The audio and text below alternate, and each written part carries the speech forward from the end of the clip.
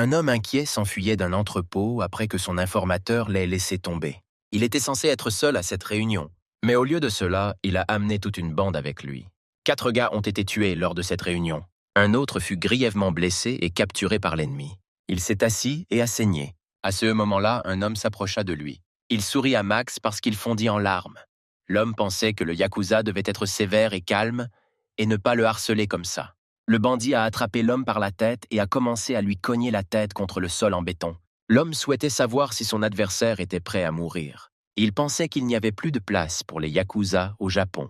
Haisseux hommes sont arrivés à cet entrepôt prêts à se battre, et là ils ont rencontré des singes sans âme qui ne savent même pas tuer. Cet homme considérait ces gens comme des détritus. En partant, le mafieux a ordonné à ses subordonnés d'attacher une pierre à Max, mais de ne pas le tuer encore. Il était sûr que les autres viendraient le chercher et voulaient l'utiliser comme appât. Max comprit qu'il ne lui restait plus beaucoup de temps, mais il ne pouvait pas trahir ses camarades. À ce moment-là, il remarqua un garçon qui s'approchait des bandits. Il commença également à s'inquiéter pour cet enfant. Il ne comprenait pas ce que ce gamin avait oublié dans cet entrepôt. En voyant le regard du type, le bandit a supposé que les deux se connaissaient. Il pensa qu'il s'agissait d'un camarade de Max et décida donc de l'attraper. L'homme a attrapé l'homme assis par terre par les cheveux et l'a remis sur pied. Le bandit a supposé qu'il s'agissait d'un voleur ordinaire. Il s'est même senti un peu désolé pour ce type, mais il a donné l'ordre de le tuer, car il n'avait pas besoin de témoins. Il pensait qu'il s'agissait d'un enfant sans abri ordinaire qui n'avait rien à manger, et il a donc décidé de grimper dans l'entrepôt. Donc s'il était rempli de matériaux de construction, personne ne se douterait de rien. C'était une chose courante dans une telle ville.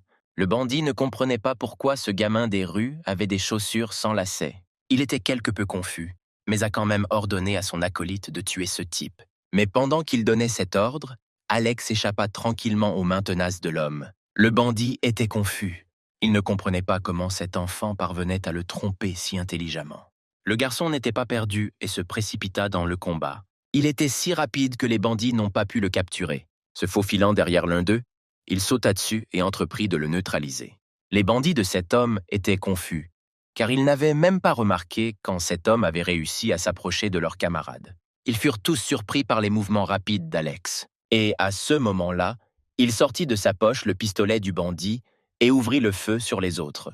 Le personnage principal a réussi à tuer plusieurs personnes. Le bandit survivant a sorti son pistolet et a ouvert le feu sur le pauvre garçon. Mais il a réussi à s'échapper et toutes les balles sont allées au bandit à qui le garçon avait préalablement emprunté une arme. L'homme ne comprenait pas s'il avait réussi à frapper Alex. Max, qui regardait ce qui se passait, ne pouvait pas croire que ce type avait réussi à tuer toute la mafia à lui seul. Le garçon a visé le dernier survivant et a appuyé sur la gâchette, mais il était déjà à court de balles. Par conséquent, il a décidé de lancer le pistolet sur l'ennemi pour détourner son attention. L'homme jeta le pistolet de côté, mais regardant de nouveau devant lui, il n'y trouva pas le garçon. Pendant ce temps, le personnage principal le surveillait secrètement. Et encore une fois, il était très rapide et confondait l'ennemi avec ses mouvements. Et puis il l'a frappé à la jambe. De douleur et de surprise, le mafieux tomba à genoux. Le garçon qui s'est approché de lui a de nouveau jeté une corde autour de son cou et a commencé à étrangler son adversaire. À ce moment-là, la femme s'est rendue compte qu'Alex utilisait ce cordon en Kevlar au lieu de lacets sur ses chaussures. Et ce n'est certainement pas par hasard qu'il s'est retrouvé dans cet entrepôt. Cet homme et ses garçons étaient sa cible depuis le début. Alex était un tueur professionnel. Après que tous les adversaires aient été détruits, le garçon a couru vers Max blessé et lui a demandé s'il pouvait se relever tout seul. L'homme y parvint et se leva. En quittant l'entrepôt, il ne pouvait pas croire que ce garçon avait réellement tué tous ces gens à lui seul. Puis il a directement demandé au gars qui il était. Alex a décidé de ne pas en parler. Qui il est et a seulement dit que le vieil homme lui avait demandé de sauver cet homme. Donc il n'avait rien à craindre, car ils n'étaient pas des ennemis. 12 ans se sont écoulés depuis ce moment. Alex dormait paisiblement dans le siège auto. Son sommeil a été perturbé par Max, qui a dit au gars de se réveiller, car c'était l'heure du travail. Le gars voulait savoir qui serait sa cible aujourd'hui. L'homme lui a montré la direction, mais Alex, qui a bondi, n'a rien vu devant ses yeux. Puis l'homme a menacé de tuer le gars et lui a dit de regarder devant lui. Après que le gars se soit retourné, Max l'a de nouveau indiqué dans la bonne direction. Devant les yeux du gars se trouvait une école. L'homme a déclaré que le contrat avec cette école était conclu pour 1 an. Il se demandait si le gars serait capable de faire face seul à la tâche. Alex a rappelé à son interlocuteur qu'il n'était plus un enfant. L'homme ne se serait pas inquiété pour lui si c'était ailleurs. Mais ce lycée pouvait difficilement être qualifié d'endroit sûr. La rumeur courait que toute cette école était infestée de jeunes délinquants. Le personnage principal a été surpris par les informations reçues, mais il n'avait pas le choix. Le gars a vu une bande d'adolescents arrogants devant lui. Ils jetaient leurs déchets partout où ils voulaient. Tout avait changé, mais ce tableau ne donnait pas l'impression que la paix était enfin revenue au Japon. Aujourd'hui, il n'y a plus que de jeunes criminels, et même la police n'est pas la loi pour eux. De l'avis de Max, la situation n'a fait qu'empirer. Le gars a été bombardé et il a dit qu'on ne pouvait pas jeter des déchets. Le personnage principal était trop correct. C'est pourquoi Max s'inquiétait tant pour lui, car il n'avait pas l'habitude de se pencher. L'homme lui a demandé de ne pas déclencher de bagarre. En sortant de la voiture, il a promis d'essayer de ne pas faire ça. Ce type travaillait pour l'entreprise de nettoyage Yamada. Les écolières qui le voyaient le trouvaient tout simplement beau. Alex est allé à l'école pour commencer son nouvel emploi. En entrant dans le bâtiment de l'école, il a vu des gars assis dans les escaliers devant lui. Alex remarqua qu'ils fumèrent dans la pièce et jetaient leurs taureaux par terre. Il est allé voir ces adolescents pour les réprimander. Le personnage principal a pris une cigarette à l'une des personnes assises et a commencé à l'éteindre. Le gaz était indigné et ne comprenait pas ce que faisait cette femme de ménage. Et ses amis voulèrent savoir si cet homme travaillait à l'école. Les filles qui passaient ont remarqué le comportement du personnage principal et l'ont trouvé cool. En entendant l'admiration des filles qui passaient, les garçons décidèrent de s'approcher du concierge et de lui demander qui il était. Alex leur a dit qu'à partir d'aujourd'hui, il est concierge dans leur école. Et il s'appelle Alex. Il est venu nettoyer cette école sale. Il était ravi de rencontrer ces gars. Yekan a supposé que l'interlocuteur se moquait d'eux, car il ne comprenait pas comment il pouvait être heureux de les rencontrer. Le personnage principal, sans répondre à ces paroles, a sorti de sa poche un récipient bleu, ce qui a grandement effrayé les gars présents. L'ayant ouvert, Alex y glissa la cigarette qu'il avait préalablement éteinte. Il a demandé à ses garçons de se rappeler qu'ils doivent garder cette école propre. Yekan croyait que le nettoyeur se moquait d'eux et, serrant les poings, se précipita après lui. Alex s'est demandé s'il devait répondre à cette agression, mais a quand même décidé de ne pas le faire. Alors que le poing volait vers son visage, il pensa qu'il devrait peut-être immédiatement tuer ce type impudent. Alex se souvient de ce qui s'est passé plus tôt dans le bureau du patron du groupe mafieux. L'homme s'est assis et a expliqué que les gens pensent qu'ils ne connaissent rien au meurtre, qu'ils ont sous-estimé ces hommes. Mais si tout était exactement ainsi, alors dans leur société, il n'y aurait pas de jeune génie comme Alex.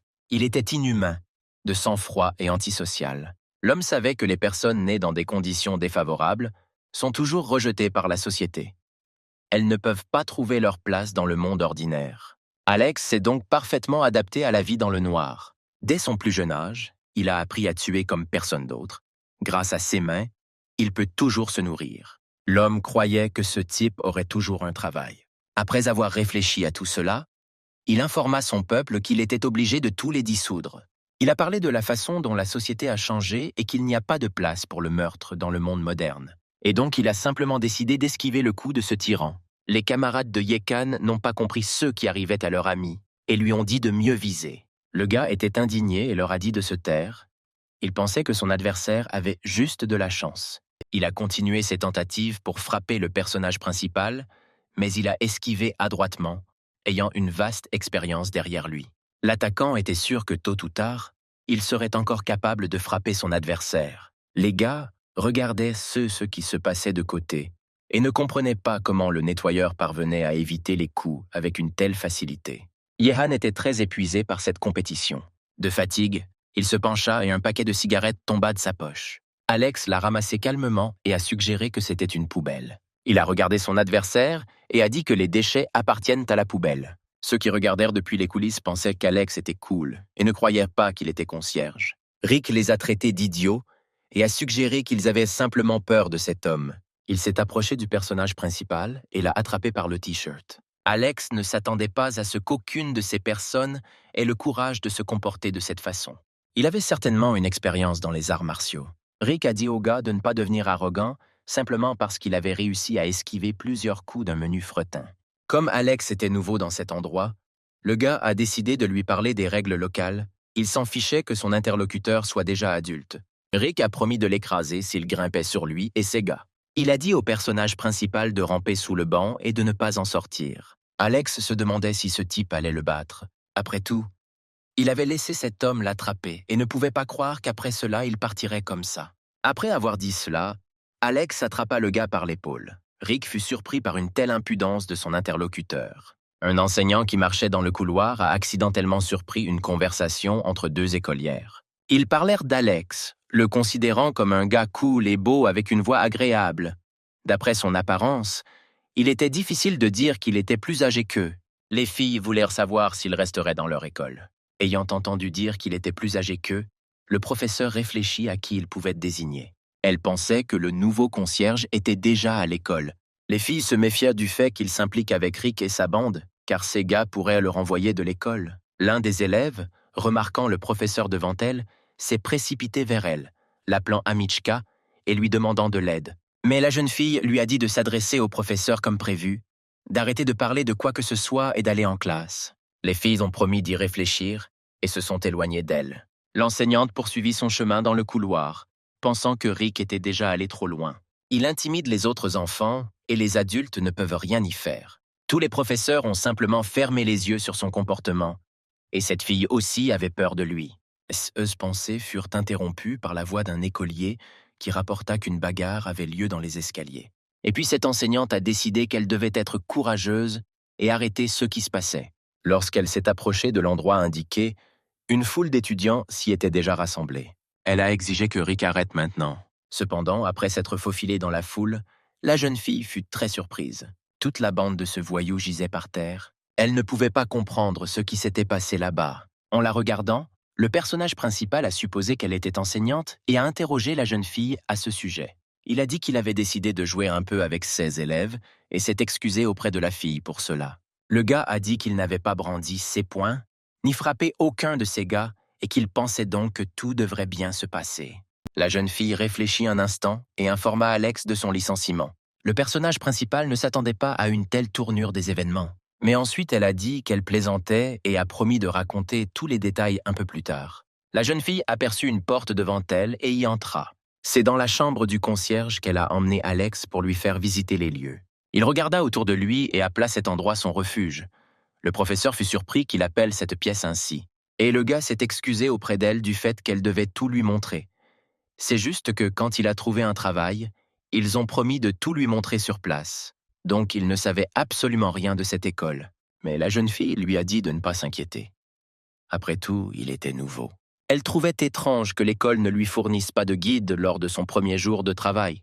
Et puis, elle lui a proposé de lui expliquer comment utiliser tout le matériel. Alex pensait que si l'information ne lui était pas fournie à l'avance, il devrait alors profiter de celui qui pourrait la lui fournir. Cette fille pourra devenir une initiée et lui divulguer toutes les informations nécessaires. La pièce était fermée à clé et l'enseignante n'avait nulle part où aller, mais elle continuait à se comporter avec nonchalance, lui montrant comment fonctionnaient les appareils électroménagers de sa chambre. Le personnage principal a remarqué que cette fille avait une belle silhouette. Cependant, il était sûr qu'elle n'avait aucune compétence au combat.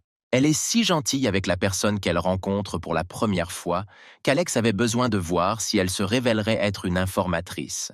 Dans ce cas, il devrait construire une relation amicale avec elle. Et le personnage principal a finalement décidé de se présenter à elle. La jeune fille était légèrement perplexe, mais il expliqua qu'il voulait juste se présenter. L'enseignante s'est souvenue qu'elle ne s'était toujours pas présentée et s'est excusée pour cela. Elle s'appelait Ami Ashino et elle était la professeure principale de la toux et année. Ensuite, le personnage principal l'a simplement appelée par son nom et la jeune fille a été surprise qu'il ait jeté toutes les formalités et l'ait appelée ainsi. Le gars a remercié Ami pour sa gentillesse et lui a promis de lui en être reconnaissant jusqu'à sa mort. La jeune fille était un peu effrayée par cette formulation, mais était toujours prête à l'aider. Elle lui a demandé de lui raconter ce qui s'était passé avec Rick et tous les autres gars. Il lui semblait que ce type n'avait pas recours à la violence. Le personnage principal a déclaré qu'il venait de ramasser les déchets pour tout.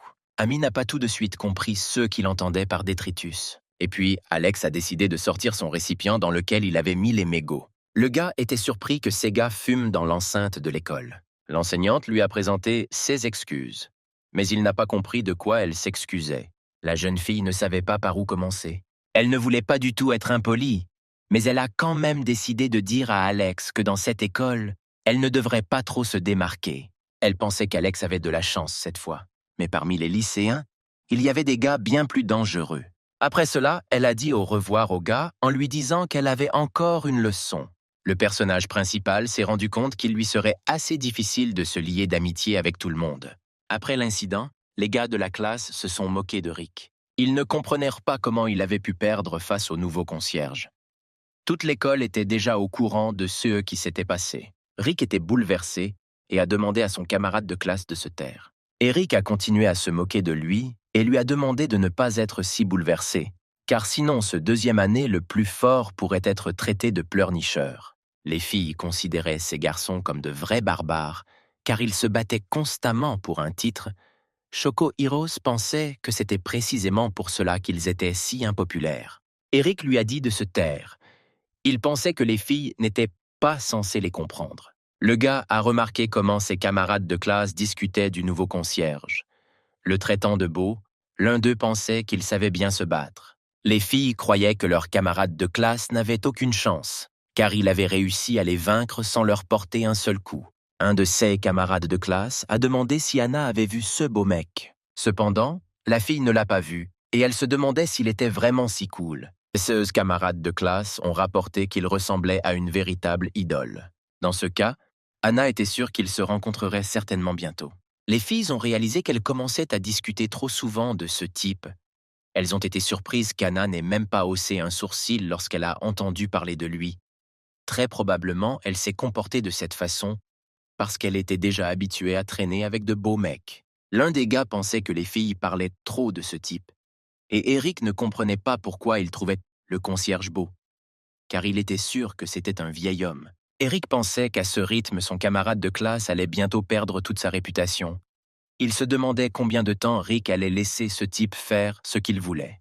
Il comprenait tout parfaitement, mais il considérait ce type comme une personne vraiment dangereuse. Rick pensait que dans une bataille en tête-à-tête, il était peu probable que l'un d'entre eux puisse le vaincre, mais son camarade de classe n'était pas d'accord avec lui. Le gars a dit à cet étudiant de deuxième année de ne rien dire de stupide. Il était sûr que Raphaël ne permettrait pas à cet homme de continuer à être impudent sur le territoire X. Rick a essayé de prouver à cet élève de troisième année que ce type était effectivement très fort, mais il a décidé de l'insulter en suggérant qu'il avait un gant de toilette au lieu de cervelle. Raphaël croyait que si ce type était vraiment si fort, alors il fallait trouver ses points faibles et les frapper. Il pensait que les nouveaux arrivants devaient reconnaître leurs règles, et l'une d'elles était qu'il n'y avait pas de règles dans leur combat. Amy marchait le long du couloir de l'école, se dirigeant vers la salle de classe pour un cours. Lorsqu'elle a été rattrapée par des lycéens armés, l'un d'eux a interpellé le professeur. La jeune fille ne comprenait pas ce que ces hooligans pouvaient attendre d'elle. Pendant ce temps, Alex a fermé le livre alors qu'il était assis dans la chambre du concierge. Il a finalement compris au moins un peu les règles de nettoyage de l'enceinte de l'école. Il décida de simplement suivre les instructions et de faire son travail lorsqu'il entendit soudain du bruit dans le couloir. Le gars est sorti en courant pour vérifier ce qui s'était passé là-bas. Il a trouvé un smartphone posé sur le sol. Alex ne comprenait pas d'où il avait pu venir à partir de là. Un appel vidéo a été ouvert sur ce smartphone. Et sur la photo, il y avait un professeur ligoté et ne comprenant rien. La fille a demandé de l'aide. Elle espérait que quelqu'un la sauverait définitivement. Le gars a demandé si ce smartphone lui appartenait et a entendu la réponse oui. Puis il essaya de savoir auprès d'elle où elle se trouvait actuellement. Mais malheureusement, elle ne le savait pas.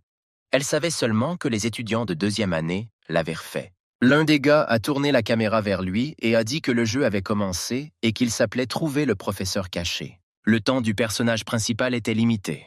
Et s'il ne se dépêche pas, Amichka pourrait souffrir énormément. À ce stade, la vidéo a été interrompue. Le personnage principal a regardé l'écran éteint et n'a pas compris où chercher cette fille. Il ne pouvait pas comprendre comment tout s'était passé de cette façon. La jeune fille était toujours assise, attachée au sol, et ses élèves la regardaient. Le gars qui est entré dans le bureau n'a pas compris pourquoi ils étaient si proches d'elle, car il était censé être le premier à l'essayer. Les hooligans ont salué Massoud, le traitant de senior. Pour cet étudiant de troisième année, il était important de se présenter correctement. Il était le deuxième plus puissant parmi les troisièmes années et le bras droit de Goda, et se considérait également comme un vrai gentleman. Après avoir ouvert le visage de la jeune fille, Masuda la regarda et dit qu'elle était belle. Il ne comprenait pas pourquoi il ne l'avait pas rencontrée jusqu'à présent. Rick a couru dans le bureau et a demandé au gars d'arrêter. Il pensait que l'otage n'aurait pas dû être touchée, car elle était complètement sans défense. Massoud s'est fâché. Il ne comprenait pas si ce gamin allait lui dire quoi faire. Ce stupide garçon de 3e année ne se souciait pas de la fille, et s'il le voulait, il pouvait même la frapper. Leur discussion fut interrompue lorsqu'ils entendirent un bruit. Le nettoyeur est entré effrontément dans la pièce sans demander la permission aux personnes qui s'y trouvaient. Masuda a ramassé le professeur par terre et lui a dit qu'Alex était arrivé juste à temps. Il a entendu dire que le concierge avait donné une bonne leçon aux 2e années.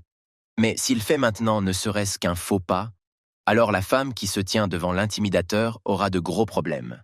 Mais Alex a dit qu'apparemment, ces gars avaient mal compris quelque chose, parce qu'ils n'avaient absolument rien à voir avec elle. Les écoliers ne parvenaient pas à croire ses paroles. Après ces paroles, Amy avait encore plus peur. Et Alex est juste arrivé et lui a demandé s'il pouvait jeter son smartphone. D'après la photographie, il s'est immédiatement rendu compte que cette chose lui appartenait. Après l'avoir ramassé, le gars n'était pas sûr de pouvoir le jeter. J'ai donc décidé de venir poser des questions personnellement. Masuda l'interrompit, suggérant que l'homme ne comprenait pas du tout ce qui se passait. Tous les écoliers debout derrière le personnage principal ont commencé à s'échauffer. Leur chef a dit au nettoyeur d'être obéissant et de préparer son visage. Il a donné l'ordre aux 2e années de ne pas laisser un seul endroit vivant sur le corps de ce type. Ils se sont tous précipités dans la bataille. Mais le personnage principal était très adroit et était capable d'esquiver de telle manière que ses gars se frappaient. Accroupi, il attendit qu'ils se dispersent dans des directions différentes. Et après cela, il se plaça de nouveau devant Masuda et le professeur. Ralph, qui se tenait derrière, considéra que c'était sa chance et se précipita sur le type. Alex était ouvert par l'arrière et le gars était donc confiant dans sa victoire. Mais le personnage principal a encore une fois esquivé habilement. Et l'agresseur a frappé directement au visage de l'étudiant de 3e année. Le gars était ennuyé. Il ne comprenait pas où ce garçon visait et Ralph a simplement décidé de lui présenter ses excuses. Eric s'est précipité pour attaquer avec un cri. Il a réussi à surprendre Alex. Il s'est de nouveau précipité sur le personnage principal, lui ayant préalablement demandé de préparer son visage. Eric balança sa jambe. Il était sûr que le concierge se sentirait désormais comme un ballon de football. Mais à la place d'Alex, c'est Masuda qui a reçu ce coup. Ils ne comprenèrent pas comment ce type avait réussi à éviter leur coup si adroitement. Ils pensaient qu'Alex ne se souciait pas de ce qui arrivait à leur otage. Alex redressa sa casquette et dit qu'il n'avait même pas touché aucun d'eux. Mais Masuda lui a dit de se taire et d'arrêter d'esquiver les coups. Au contraire, le type aurait dû s'y exposer. Rick a décidé qu'il était temps de se venger. Il était sûr qu'il serait difficile d'éviter une telle vitesse et une telle force. Et finalement, il a frappé directement le personnage principal. Masuda l'a même félicité pour cela, le traitant de bon garçon. Cependant, Alex atterrit juste au-dessus de lui. Le gaz était indigné. Il pensait que le nettoyeur avait fait ça exprès. Mais Alex ne comprenait pas de quoi il parlait, car c'était lui qui était battu. Puis le gars a dit au personnage principal de se taire et de le lâcher. Alex a décidé qu'il n'avait plus besoin d'être un punching ball, car l'otage était en sécurité. Tout ce qu'il pouvait faire, c'était s'échapper. Réalisant cela, Masuda était très en colère, et le concierge voulait enfin poser encore une question à ses gars et espérait entendre une réponse de leur part. Enlèvement, violence, tentative de viol, tout cela était des crimes dans ce pays. Il a demandé aux écoliers s'il avait raison. Il pensait que c'était de la légitime défense. Masuda leur a rappelé leurs règles. Si quelqu'un est touché, il doit riposter. Après ces mots, le personnage principal a décidé d'agir et a frappé le gars au nez de toutes ses forces. L'effort a été suffisant pour assommer cet étudiant de 3e année. Alex a dit qu'il lui était interdit de se battre. Mais comme ils avaient une telle règle, ils n'avaient pas d'autre choix. Toutes les personnes présentes ont regardé le personnage principal avec surprise. Elles ne comprenaient pas quel genre de pouvoir il possédait pour qu'il puisse facilement assommer ce type. Mais le gars a simplement qualifié ses actions de légitime défense. Amy se souvient que pendant ses années à l'école, tout a soudainement changé. Ses camarades de classe ont commencé à détruire ses affaires. Ils se moquèrent d'elle et se moquèrent d'elle. La jeune fille ne connaissait pas la raison de leur comportement. Il n'y avait absolument personne à ses côtés et à cause de cela, l'écolière était désespérée. Personne ne savait ce qu'elle devait traverser. La fille ne pouvait pas parler de ce sujet à ses parents. Elle espérait qu'au moins les professeurs pourraient l'aider, mais ils ont simplement fermé les yeux sur ce qui se passait. Le temps scolaire pour Amy était une véritable torture et il n'y avait aucun espoir à l'horizon. Peu importe combien cette fille rêvait, elle ne pouvait pas imaginer un avenir dans lequel elle serait heureuse. Très souvent, cette fille pensait qu'elle ne voulait plus vivre. Et seul le rêve de devenir enseignante l'a fait s'élever et avancer, et finalement, elle a atteint son objectif. Amy rêvait d'être une bonne enseignante, toujours avec ses élèves. Elle devait les aider, car les enfants ne devaient pas souffrir. Mais la réalité s'est avérée bien pire que ce qu'elle avait imaginé. De partout, cette fille ne pouvait pas voir tout ce qui se passait dans l'école. Et même les enseignants ont souffert d'élèves particulièrement problématiques. Dans de tels cas, ses mains étaient liées, et chaque jour, sa propre impuissance pesait sur elle, jusqu'à ce qu'un nouveau concierge apparaisse sous ses yeux. La jeune fille interrompit ses souvenirs et revint à la réalité. Après que Masuda ait été vaincu en état de légitime défense, tous les autres intrus ont fui. Alex prit Amy par la main et l'éloigna rapidement de cet endroit terrible. Un peu plus tard, un autre enseignant a découvert un gars étendu inconscient sur le sol. Mais Masoud a décidé de ne rien dire à personne, car il ne voulait pas que quiconque sache qu'il avait été vaincu par le nettoyeur, et donc aucune rumeur ne s'est répandue sur cet incident. Les étudiants de 3e année qui voulaient écraser le personnage principal n'ont encore rien fait et restent silencieux. Ils pensaient que leur nouveau nettoyeur était encore capable de quelque chose et décidèrent de déclarer une trêve temporaire. Pendant ce temps, le personnage principal avait un rendez-vous avec Amy dans la chambre du concierge. Lorsqu'il allait à un rendez-vous, il pensait que s'il s'habillait trop brillamment, il se ferait remarquer. Il pensait qu'il valait mieux avoir l'air respectable et non tape à l'œil. Max a taquiné le gars sur le fait qu'il venait tout juste de trouver un emploi et qu'il se préparait déjà à avoir un rendez-vous. L'homme ne comprenait pas pourquoi le personnage principal l'appelait. Et puis, le gars lui a demandé d'évaluer son apparence. Max le regarda et dit qu'il n'avait aucun sens du style. Mais le gars a insisté sur le fait qu'il avait rassemblé toutes les informations sur les dernières tendances de la mode, puis l'homme a ri et a dit que son sens du style ressemblait à celui d'un écolier. Il était sûr qu'Alex ne comprenait pas du tout ce que voulait une femme. Max était sûr que les femmes adultes avaient besoin de l'épaule d'un homme fort, car elles ne tombaient amoureuses que d'un homme fiable et respectable. Pour cela, il fallait une coiffure, du parfum et un costume. L'homme a dit au personnage principal de le regarder et a dit que tout en lui devait rayonner de solidité. Alex dit avoir entendu son interlocuteur, mais il était déjà temps pour lui de partir. Max n'arrivait pas à croire que ce type avait un rendez-vous qui ressemblait à ça. Le personnage principal ne lui a pas répondu du tout, mais a simplement quitté la pièce en silence. L'homme l'observait, il n'était pas sûr que son camarade s'en sortirait. Alex se dirigea vers le bâtiment du centre commercial et commença à attendre le professeur. Bientôt, Amy est arrivée et a salué le gars. La jeune fille, comme toujours, était magnifique. Elle a demandé combien de temps le jeune homme devait l'attendre, mais il a répondu que lui-même n'était arrivé que récemment. La jeune fille a regardé très attentivement le personnage principal et lui, ne comprenant pas ce qui se passait, a décidé de lui poser des questions à ce sujet. Et puis Amy a demandé pourquoi le gars n'avait pas accroché sa chaîne autour de son cou. Alex lui a dit que le suspendre autour de son cou était dangereux et peu pratique en cas de combat. La jeune fille a invité le personnage principal à entrer, après lui avoir demandé s'il buvait de l'alcool. Elle était heureuse de recevoir une réponse positive et a promis de montrer un restaurant au gars. Annie a amené le gars dans ce restaurant.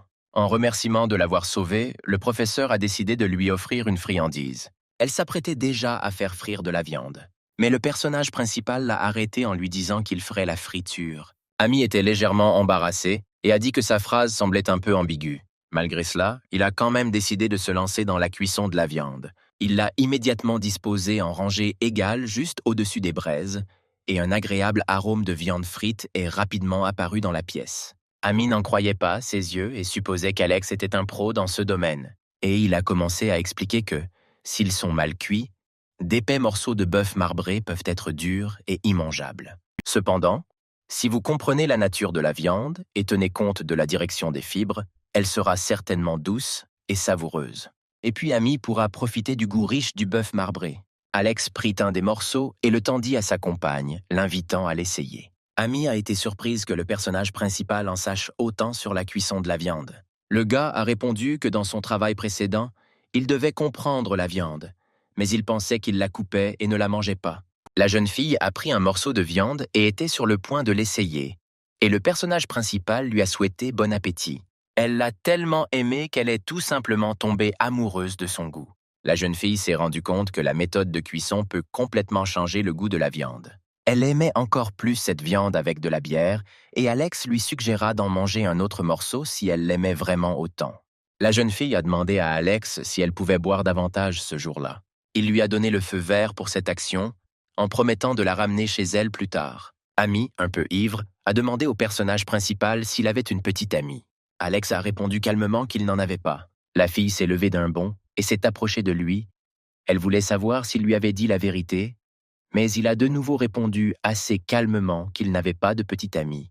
Elle pensait que c'était étrange, car, à son avis, ce type aurait dû être populaire parmi les filles, et le personnage principal, au contraire, croyait qu'elle devrait être populaire parmi les hommes, mais la fille pensait qu'il disait des bêtises, parce qu'il n'y avait que des étudiants autour d'elle et d'anciens professeurs.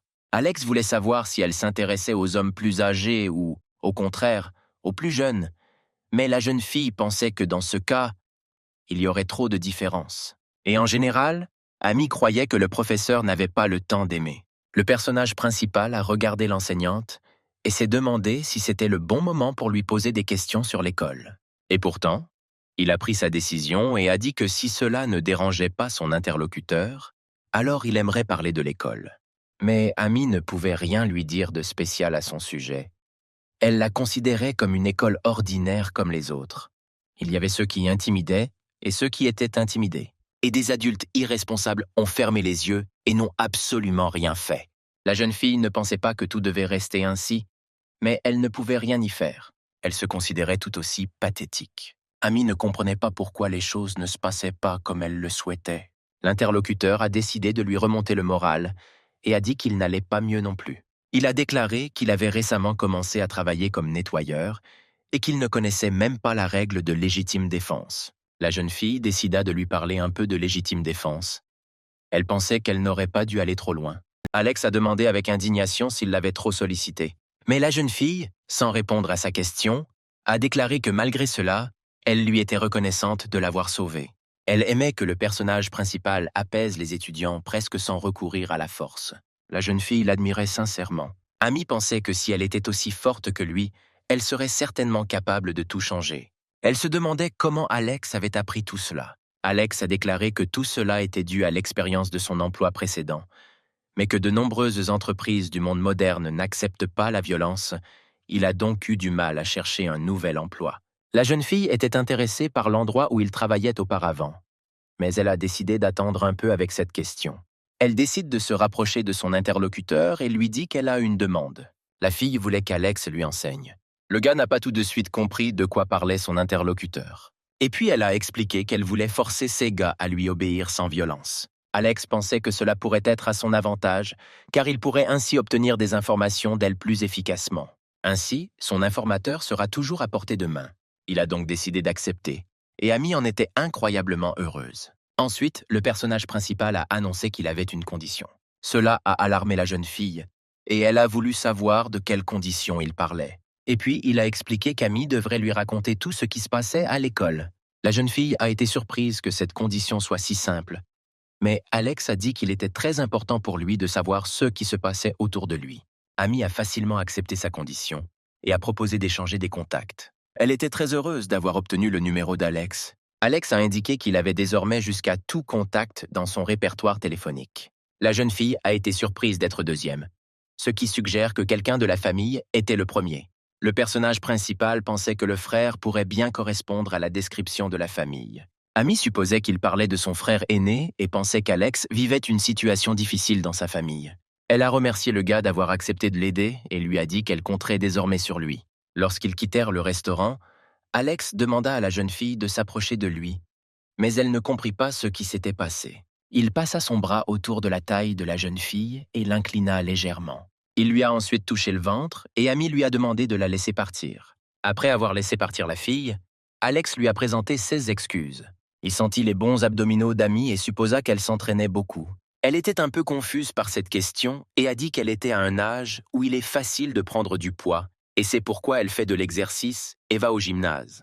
La jeune fille lui a suggéré de partir avant qu'il n'attire trop l'attention, et le personnage principal était d'accord avec elle.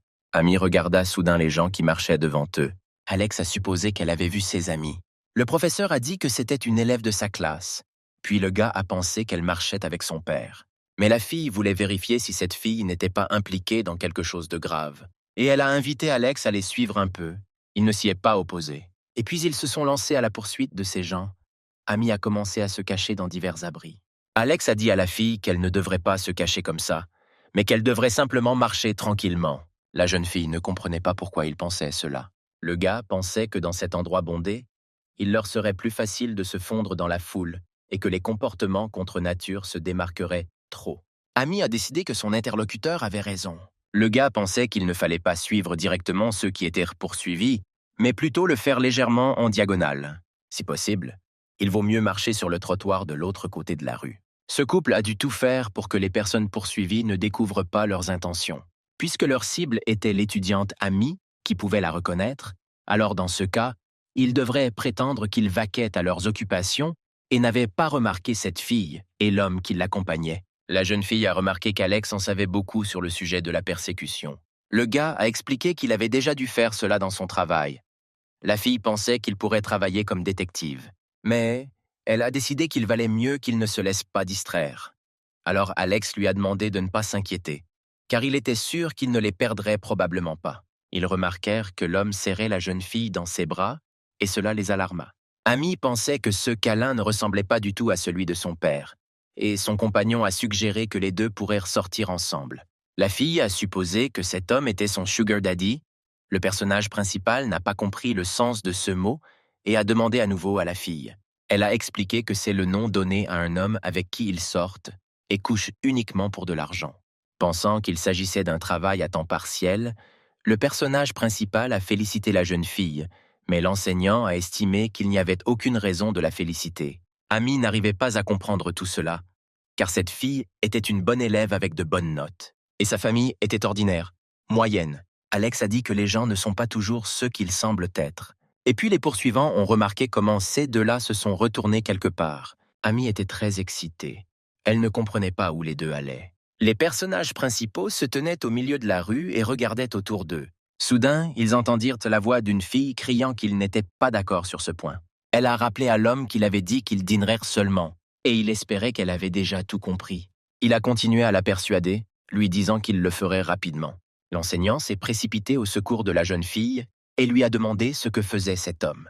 Puis il a laissé partir la fille et a fait semblant qu'il ne faisait que parler. Il lui a demandé si elle connaissait la fille qui courait à leur rencontre. Cependant, l'écolière n'a pas répondu et s'est simplement enfuie dans la direction opposée. Alex regarda cet homme d'un air menaçant et lui demanda ce qu'il allait faire de cette fille. Cet homme ne comprenait pas pourquoi il se souciait de ses actions et voulait juste qu'il parte. Amy a dit qu'elle est responsable de cette fille parce qu'elle est enseignante. Ensuite, l'homme a demandé si cette fille venait du lycée et a qualifié tout cela d'absurdité. Les personnages principaux ont entendu la voix de quelqu'un. Il y avait une foule de gens qui discutaient du fait que quelqu'un s'était enfui avec un client. Une des filles a reconnu le professeur et lui a demandé si c'était elle, mais Amy ne comprenait pas ce qu'elle faisait à une heure si tardive. L'enseignante était sur le point d'exprimer ses hypothèses, mais la jeune fille l'a arrêtée. Amy ne pouvait pas fermer les yeux sur de telles actions. Un gars dans la foule a suggéré à tout le monde de se calmer et a demandé pardon au professeur. Il a suggéré de ne pas secouer l'air en vain. Ce type s'appelait Nariyuki Sanzo. Il travaillait dans un service qui mettait en relation des hommes riches avec des jeunes filles énergiques. Il a expliqué qu'il existe des applications de rencontres et que leur organisation fait la même chose. L'enseignant pensait qu'il se livrait à la corruption de mineurs, puisque cette fille était encore mineure. Cependant, le gars était sûr que ce n'était pas eux qui étaient à blâmer, mais l'homme qui avait tenté de forcer la fillette à l'hôtel. La cliente était indignée, car ce sont eux qui ne lui ont rien dit sur son âge. Le gars lui a rappelé qu'il avait dit que cette fille était encore au lycée. L'homme a commencé à argumenter en disant qu'on ne lui avait absolument rien dit. Puis un employé de l'agence s'est approché de lui et l'a frappé au visage.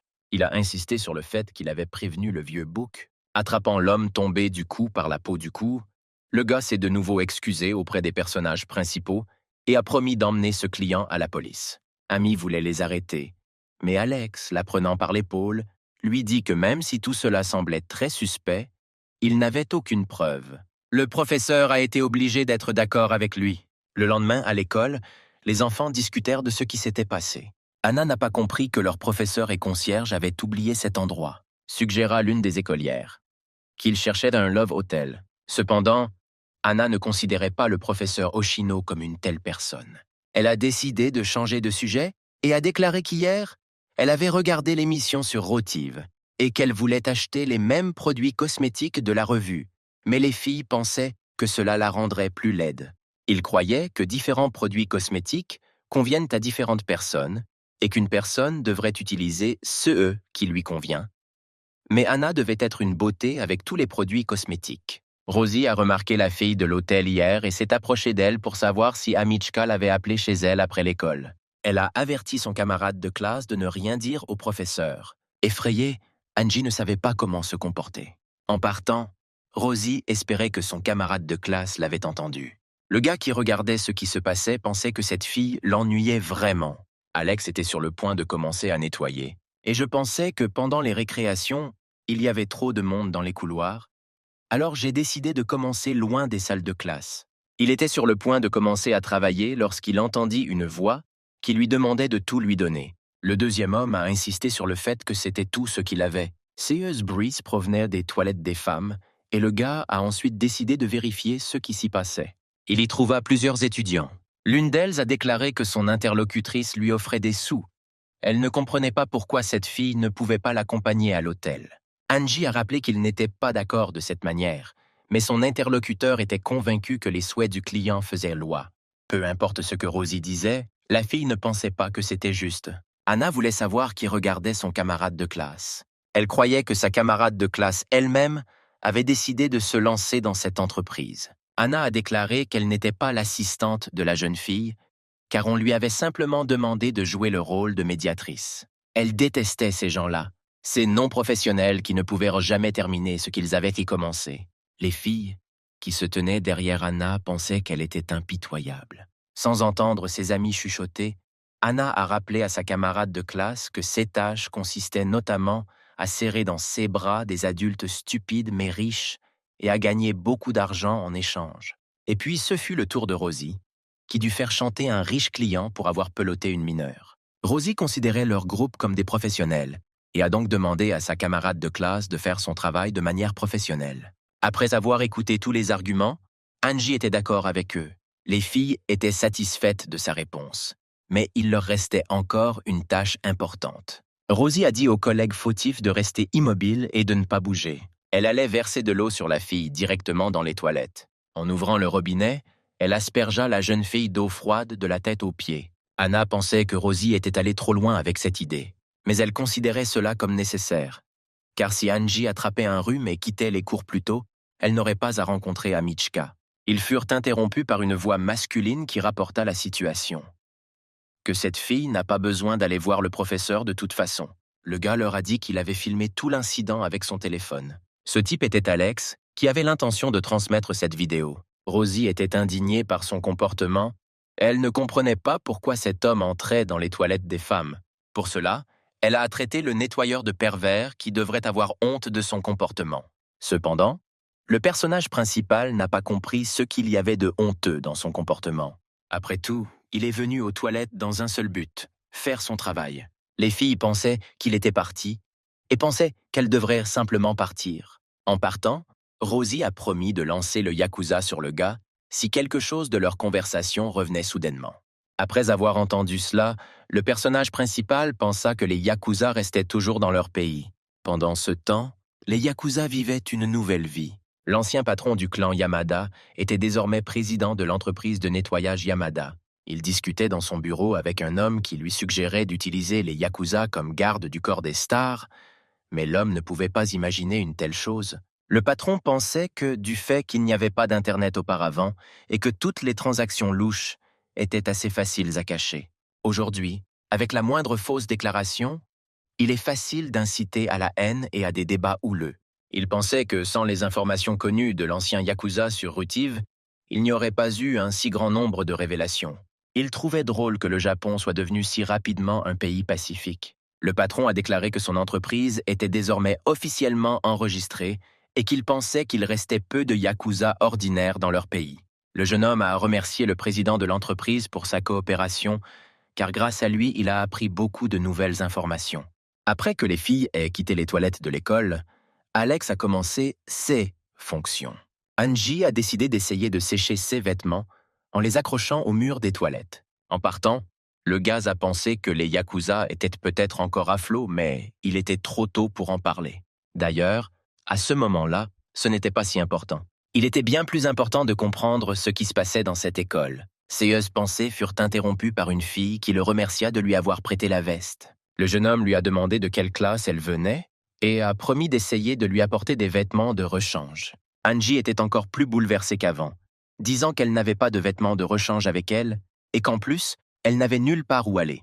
Le gars lui a dit qu'elle pouvait rester dans ses toilettes jusqu'à ce qu'il ait fini de nettoyer, car à ce moment-là, personne n'y entrerait de toute façon. La jeune fille était surprise qu'il ne soit pas en colère contre elle. Cependant, le personnage principal n'a pas compris pourquoi il devrait être en colère s'il ne sait rien de ce qui s'est passé. Angie ne le comprenait pas, car il la voyait avec cet homme, mais Alex pensait qu'il n'avait aucune raison d'être en colère, et en plus, il ne comprenait pas complètement le sens du mot papa. La fille a ri et a traité le concierge d'étrange. Elle a décidé de lui parler de l'argent sale qu'elle avait reçu pour ceux qu'elle avait fait. Ensuite, la femme de ménage a décidé de savoir si elle avait vraiment besoin d'argent. Et la jeune fille a dit qu'elle était simplement attirée par la possibilité de gagner de l'argent facilement. Elle a dit qu'avant, elle n'était payée que pour des rendez-vous et qu'elle n'aurait jamais pu imaginer que les choses en arriveraient là.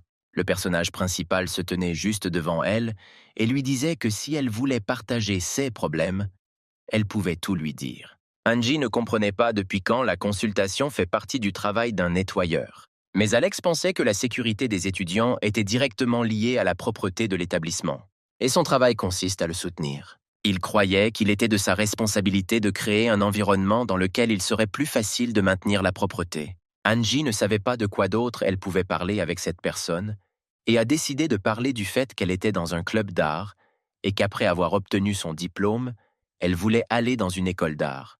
Mais pour cela, elle avait besoin d'argent. Mais il serait difficile pour sa famille de payer ses études, et pour cette raison, ses parents étaient contre son choix, alors elle a décidé de gagner de l'argent elle-même. Alex l'a félicité pour cela, disant que depuis sa naissance, il faisait tout exactement comme ses parents le disaient, sans jamais rien décider tout seul.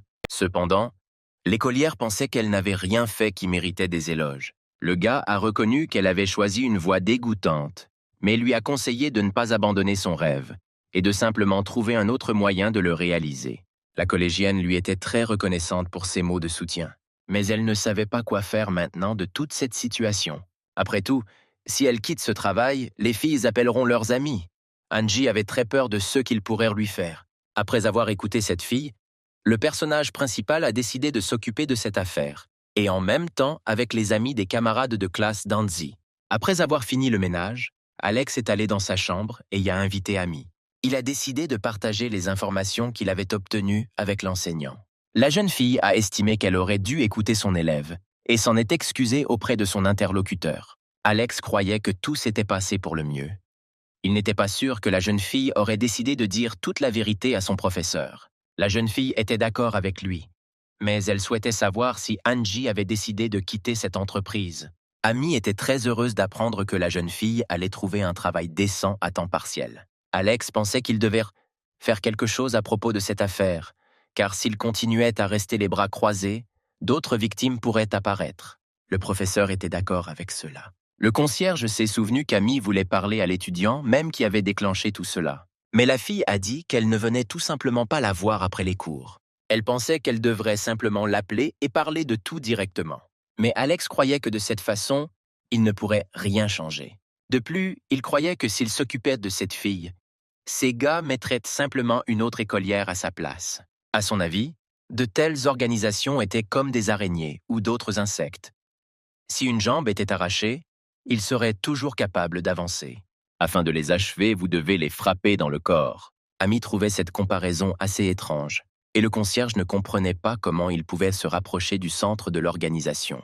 La fille s'est souvenue qu'un de ces gars dans la rue avait dit qu'il s'agissait d'une sorte d'application de rencontre. Après ces paroles, Alex a décidé qu'il devrait les rechercher sur des sites tiers ou des applications de rencontre. et il a décidé d'impliquer son ami Max dans cette aventure. Une fille s'est approchée de lui dans la rue et a remercié l'homme de l'avoir attendu.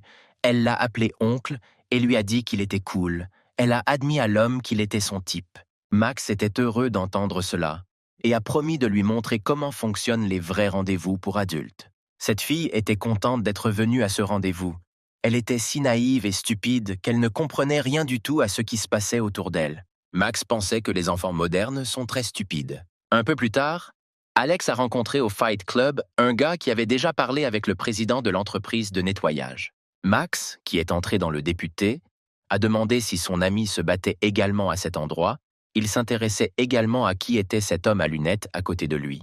Le gars n'avait aucune idée de quel genre de personne il était, alors Max a supposé qu'il était l'ami de Nedobuda.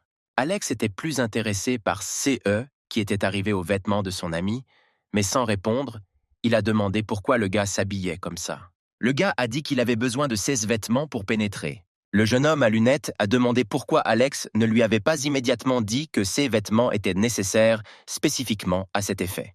Le personnage principal a remarqué que l'hostilité du gars avait disparu. Cet homme a demandé la permission de discuter avec le type allongé sur le sol. L'homme lui a demandé d'attendre un peu, car il voulait lui parler lui-même, et alors son interlocuteur pourrait faire de lui ce que son cœur désirait.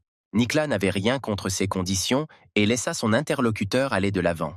L'homme s'est approché et a donné un coup de pied au visage de l'homme allongé sur le sol de toutes ses forces. Ce type était impliqué dans une histoire impliquant des écolières sortant avec des hommes riches. Max était déterminé et lui a dit d'exposer tout ce qu'il savait, en commençant par pour qui il travaillait. Tim n'avait aucune intention de trahir ses camarades. Puis Max a décidé de continuer à le battre. Il était sûr de pouvoir obtenir la vérité de cet homme. Il se demandait si ce type avait changé d'avis. L'homme avait le sang-froid et délivrait coup sur coup. La violence était monnaie courante pour lui. Après avoir été frappé à plusieurs reprises, Max a demandé à Tim de choisir s'il choisirait de perdre les doigts de sa main droite ou celui de son orteil.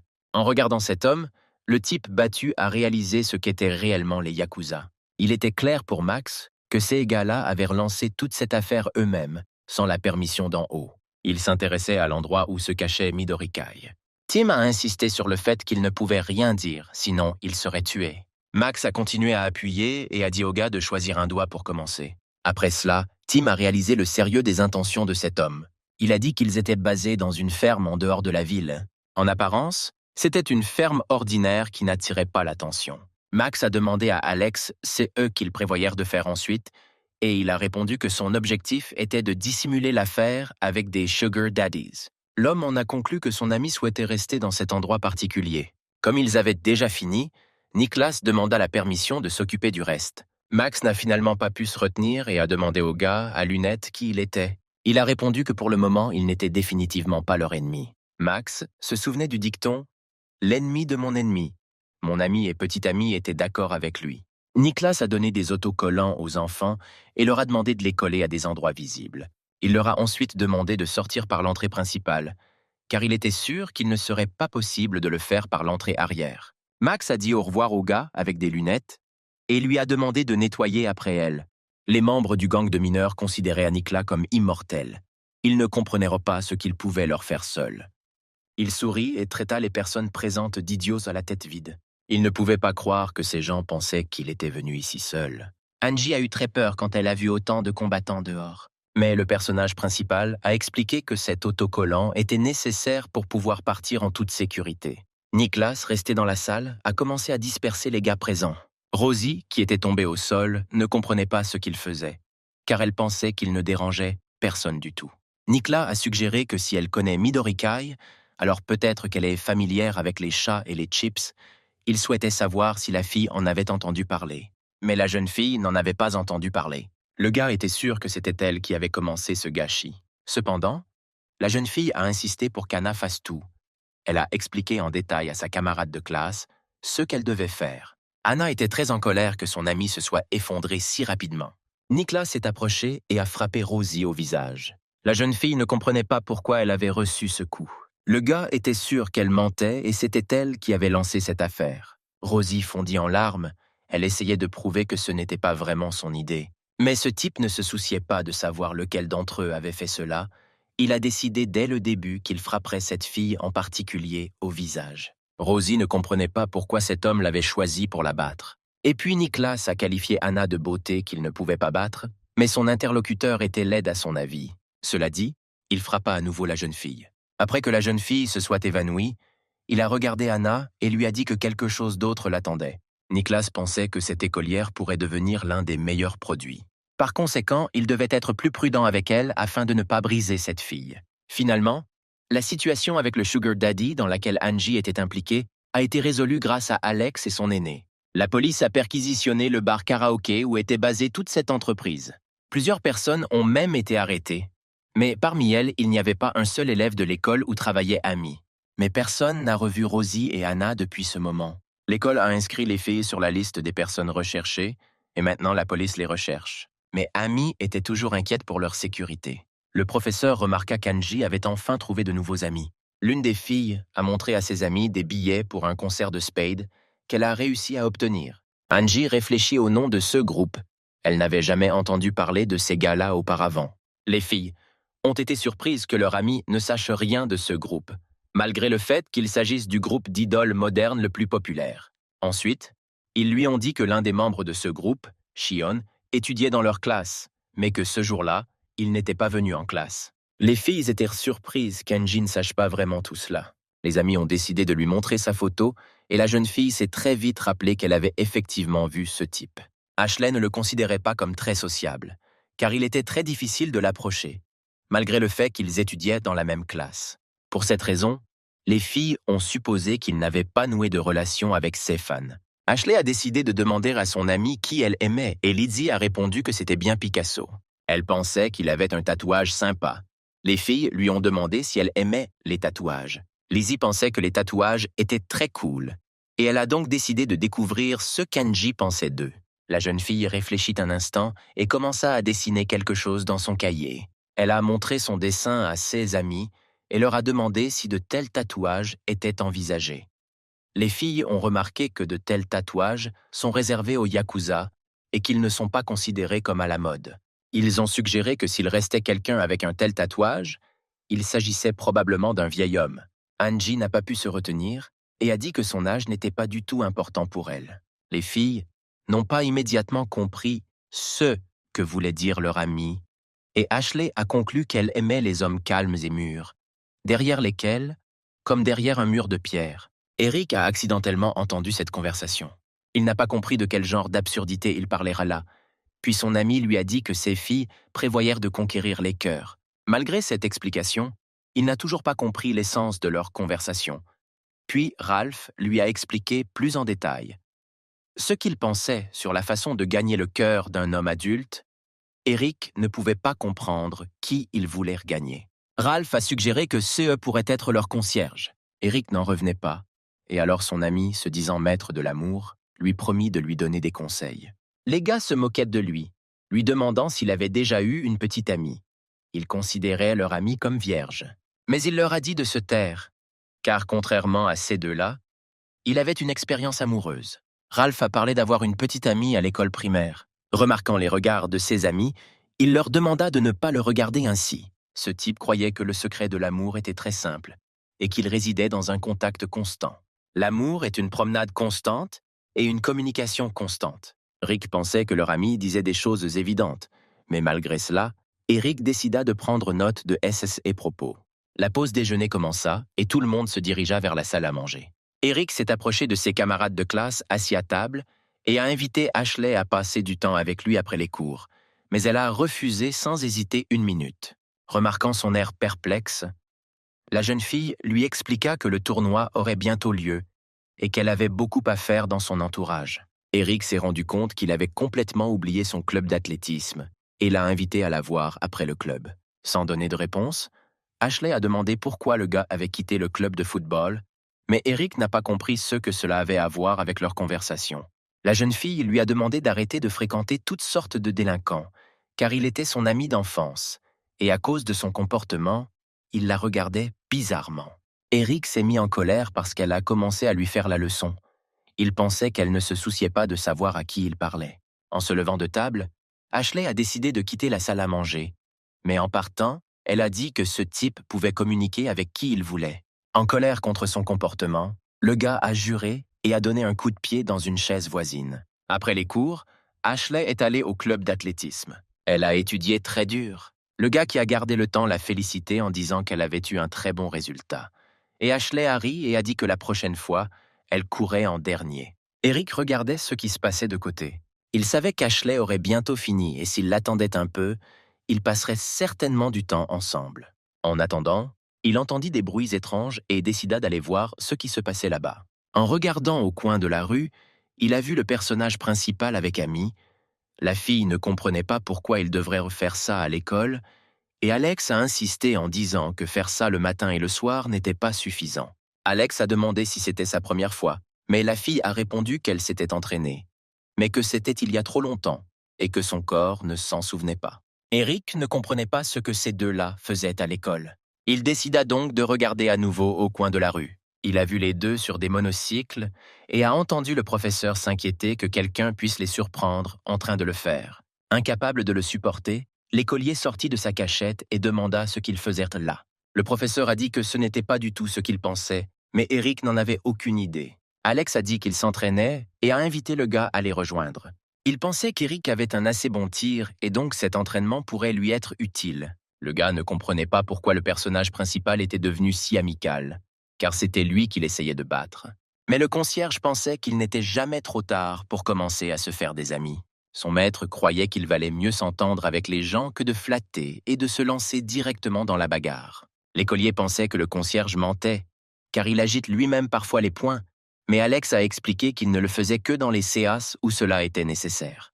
Et à ce moment-là, il ne voyait pas la nécessité de se battre avec son interlocuteur. Alex a décidé de demander ce que ce type avait oublié dans ce coin et pourquoi il s'y était promené. Eric lui-même ne comprenait pas pourquoi il était venu là. Le gaz a décidé de les quitter et de partir, puis Amy lui a demandé de faire attention. En partant, Alex réfléchit aux paroles du concierge à propos d'un bon coup. Il se souvient de la façon dont il jouait au football, mais il pensait que c'était quand même mieux pour lui d'être libre avec cette bande d'idiots et d'être ami avec les membres les plus âgés de Midorike. Il pensait que c'était la meilleure option pour lui. Les pensées d'Eric furent interrompues par un appel téléphonique. Après avoir répondu à l'appel, il a décidé que c'était là qu'il appartenait. L'interlocuteur lui a dit qu'une fête était prévue pour le week-end et lui a demandé si le gars y viendrait définitivement. Le gars voulait qu'Eric invite sa petite amie Ashley à cet événement. Il voulait la voir à la fête parce qu'il avait besoin d'une nouvelle femme. Parce que tous les anciens sont cassés. Le gaz était sûr que cela ne dérangerait pas Eric, car ils étaient amis. Eric se souvint encore de la façon dont il jouait au football. Une dispute avec un coéquipier parce qu'il ne lui a pas fait de passe lors d'un match. Et comment tout le monde s'est détourné de lui, disant qu'il ne pouvait pas considérer quelqu'un comme lui comme un camarade. C'est pourquoi il a quitté le football, estimant que CE serait mieux avec son propre peuple. Et puis, il y a 1 an, il a rencontré Raphaël. Eric se souvenait à quel point il était bouleversé après avoir perdu contre ses amis au jeu pierre-feuille-ciseaux. Un type s'est approché d'eux, se demandant s'ils étaient les plus forts parmi les premières années. Rick a demandé ce que cet homme attendait d'eux, et il les a invités à s'amuser en disant qu'il aime les gars forts comme eux. Il considérait ce type comme dangereux et avait peur de devoir le combattre. Cependant, au lieu de se battre, ils sont simplement allés au bowling. Ensuite, nous avons chanté au karaoké. Ils passaient de plus en plus de temps ensemble avec Raphaël. Ils semblaient avoir beaucoup de plaisir à passer du temps ensemble. Raphaël s'est avéré complètement différent. Au début, les gars ne pouvaient même pas penser qu'il était une telle personne. C'est après cette rencontre qu'Eric a décidé qu'il y avait des choses plus amusantes que les clubs. À partir de ce moment-là, il fréquenta Raphaël tous les jours. Ils se sont tellement amusés jusqu'à ce que le gars s'ennuie d'un tel passe-temps. Et il a décidé de montrer à ses amis ce qu'il pensait être un endroit formidable. Les gars étaient surpris de voir ce qui se passait dans ce lieu de fête. Il y avait de la drogue et de l'alcool partout, et l'endroit ressemblait à un entrepôt abandonné reconverti. Voyant la réaction de ses nouveaux amis, Raphaël supposa qu'ils étaient encore trop jeunes pour cela, puisqu'ils n'étaient encore qu'en première année. Mais il était sûr que ces gars s'habitueraient rapidement à un tel environnement. Et après cela, ils comprendront à quel point tout cela est cool. Eric croyait qu'il pouvait prétendre qu'il n'avait pas vu ce côté de Raphaël et que sa vie resterait alors tout aussi merveilleuse. C'est exactement ce qu'il a fait depuis le début, mais Ashley ne devrait pas avoir à gérer tout cela. Il a décidé d'appeler ses amis et de leur raconter ce qui s'était passé. Les gars ne comprenaient pas pourquoi Raphaël avait besoin de cette fille. Cependant, Eric ne connaissait pas non plus la réponse à cette question. Il pensait que leur ami voulait simplement s'amuser. Ralph a décidé qu'il était temps pour le maître de l'amour d'entrer dans le jeu. Comme Raphaël avait juste besoin d'une beauté, il a décidé de séduire une femme et de la courtiser. Eric n'était pas sûr que cela aiderait, mais son ami a insisté sur le fait qu'il aurait le temps de tout faire. Ralph était heureux que le moment soit enfin venu pour ses techniques de drague.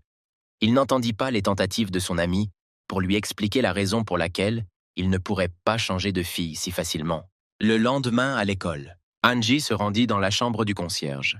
En entrant, la jeune fille s'est excusée de l'avoir dérangée. Elle a demandé au personnage principal si Max était là, mais il ne comprenait pas pourquoi elle cherchait cet homme dans sa chambre, car il ne travaillait même pas à l'école. Ensuite, la jeune fille a dit que son ami aimerait consulter le personnage principal. Puis il décida de lui rappeler qu'il était un nettoyeur ordinaire. Ashley est entrée dans la pièce et a dit qu'Angie lui avait dit que c'était Alex qui avait aidé à fermer l'entreprise Sugar Daddy. Alex voulait savoir si cette consultation concernait également les délinquants.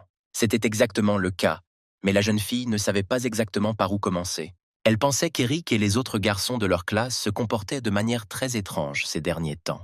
Le personnage principal n'a pas compris ce que la jeune fille entendait par comportement étrange. Elle a dit qu'ils n'avaient pas communiqué depuis longtemps, puis il l'a soudainement invitée à sortir ensemble. Ralph a également commencé à rechercher activement des filles. Pour confirmation, elle lui avait transmis la correspondance de son ami. La fille souhaitait savoir si Alex savait qui était Raphaël, mais ce nom ne lui était pas familier. Ashley a dit qu'il s'agissait d'un lycéen qui causait toujours beaucoup de problèmes et que 3 de leurs camarades de classe venaient de lui parler. Angie est intervenue et a dit que ce type était l'un des artistes du Miderikai. Alex se souvenait que c'était exactement l'organisation qui s'occupait des Sugar Daddies.